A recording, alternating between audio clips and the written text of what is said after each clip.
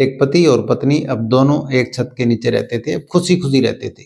लेकिन पत्नी अब किसी गैर मर्द के साथ दोस्ती करती है। अब दोस्ती के बाद वो उसके साथ शारीरिक संबंध बनाती है, लेकिन पति से एक दिन जिद करती है कि मैं अपने प्रेमी को इसी घर में आपके साथ ही रखना चाहती हूँ। लेकिन फिर जैसे ही उसके पति को मजबूर करती है, उसके बाद वो तीनों एक छत के नीचे रहते हैं, पति पत्नी व प्रेमी। तो आज की ये कहानी। तो नमस्कार, आदाब, सत श्री अकाल। मैं रवि शर्मा हाजिर हूँ एक और क्राइम की कहानी को लेकर। लेकिन आज की क्राइम की कहानी उत्तर प्रदेश का एक जिला है गाजियाबाद, और इसी गाजियाबाद जिले का एक इलाका लगता है बहरामपुर। दरअसल इसी बहरामपुर में एक परिवार रहता था जिसका नाम होता है शिवम व प्रियंका। अब पति पत्नी बड़ी खुशी खुशी एक दूसरे के साथ रहते थे। अब इनके बीच एक नन्ही सी मासूम सी एक बच्ची होती है जिसका एक ख्याल रखते थे। लेकिन अब शिवम अपने काम पे निकल जाया करता था।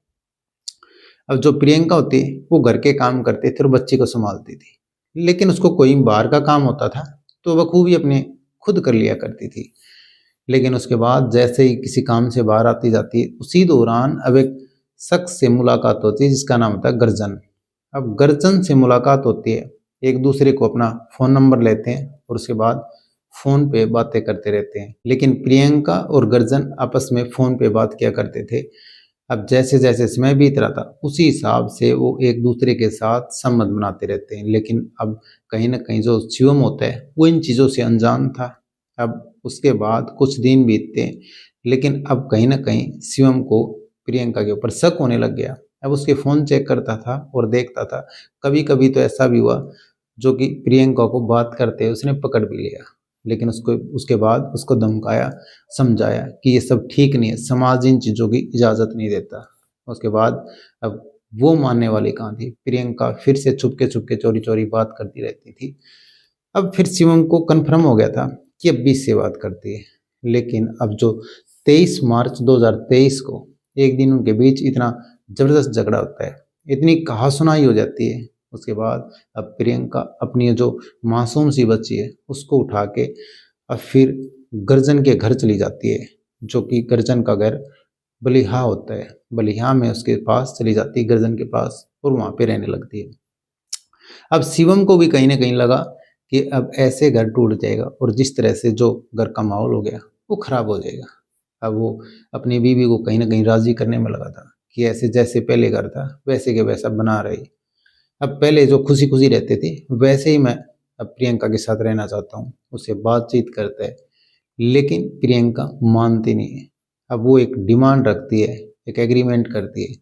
वो कहती है मैं तुम्हारे साथ रहने के लिए तैयार हूँ, लेकिन गर्जन जो मेरा प्रेमी है वो अपने साथ रहेगा और एक साथ रहेंगे।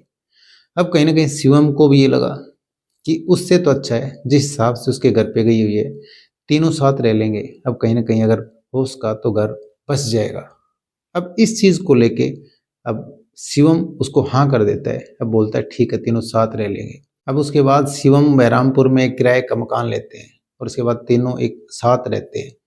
अब शिवम व प्रियंका और गर्जन एक साथ रहते एक छत के नीचे। अब पति और पत्नी और जो उसकी पत्नी होती उसका प्रेमी एक साथ रहते हैं। लेकिन शुरुआत में सब नॉर्मल था। अब धीरे धीरे जैसे जैसे समय बीत रहा था उसी हिसाब से शिवम के सामने अब उसकी पत्नी, अब जो गर्जन होता है, उसके साथ शारीरिक संबंध बनाती थी और जो पति के सामने ये सब करती थी। अब पति को कहीं ना कहीं ये सब बात चुभती थी, उसके दिल पे लगती थी। लेकिन हमारा समाज इस चीज़ को कभी भी इजाज़त नहीं देता कि एक पति के सामने कोई गैर मर्द के साथ उसकी पत्नी संबंध बनाए, शायद कतई इजाज़त नहीं देता। लेकिन अब सारे रिश्तों की मर्यादाओं को तार तार करके अब आए दिन अब पत्नी पति के सामने अब गैर मर्द के साथ, जो गर्जन होता है, उसके साथ वो प्रियंका संबंध बनाती रहती थी।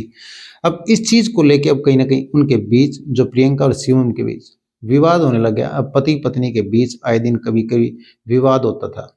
अब उनके बीच विवाद इतना बढ़ जाता है। अब वो काम पे गया हुआ था, उसके बाद अब जो प्रियंका होती है और जो गर्जन होता है वो प्लान बनाते हैं क्यों नहीं इसको रास्ते से हटा दिया जाए। लेकिन उनका प्लान फिट कर लेते हैं, टाइम सेट कर लेते हैं। अब जैसे ही वो रात को शिवम सो रहा था तभी गर्जन आता है।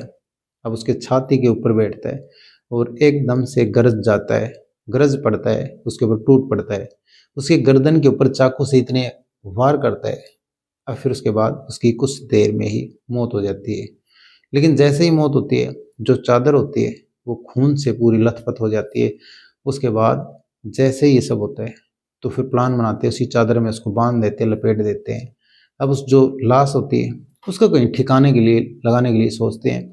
अब उसके बाद फिर एक खंडर में जा करके उस लाश को फेंक देते हैं। लेकिन जैसे ही कोई शख्स वहाँ से जाता है, पुलिस को सूचना देता है कि एक लाश यहाँ पे पड़ी हुई है।